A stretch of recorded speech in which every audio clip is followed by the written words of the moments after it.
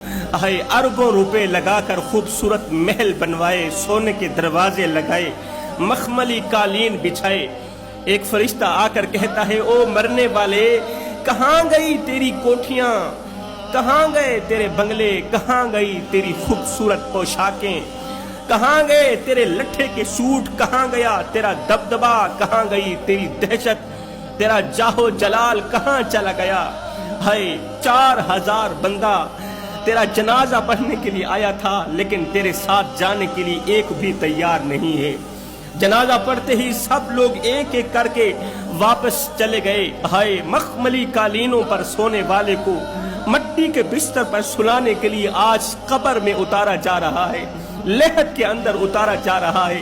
तेरा छोटा बच्चा जिसे तू बहुत प्यार करता था, तेरी आंखों में आंखें डाल के कह रहा है, अब्बा तू तो अल्लाह के हवाले हो गया, ये बता हमें किसके हवाले करके जा रहा है। तेरे जाने के बाद अब हमें यतीमों की सी जिंदगी गुजारनी पड़ेगी। तू अपने यतीम बेटे की आवाज सुनता रहेगा, चीखता रहेगा, चिल्लाता रहेगा, लेकिन अफसोस तेरी ये चीखो पुकार कोई नहीं सुन सकेगा। अब कब्र के अंदर तुझे अकेले को दफना के लोग अपने अपने घरों को चले गए।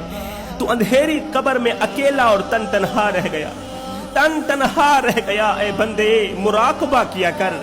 अगर कब्र के अंदर खुदा ने कह दिया कि ये चेहरा मेरा नहीं है, और मुस्तफा ने भी कह दिया, अल्लाह जो तेरा नहीं है वो मेरा भी नहीं है, बता तो सही तू कहाँ जाएगा।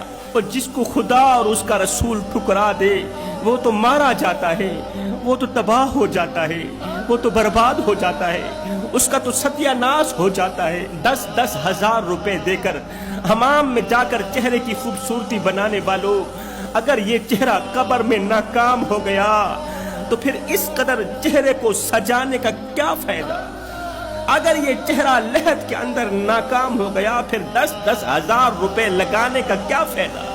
गुनाहों पर गुनाह करने वालों, गुनाहों के जरिए खूबसूरत शक्ल को काली करने वालों, एक पल के लिए सोचो तो सही कि मरने के बाद अपने रब को क्या मुंह दिखाओगे, कब्र के अंदर मदीने वाले को क्या मुंह दिखाओगे। क्या ये गुनाहों में डूबा हुआ चेहरा, ये काली शक्ल मदीने वाले को दिखाते हुए तुम्हें शर्म नहीं आएगी?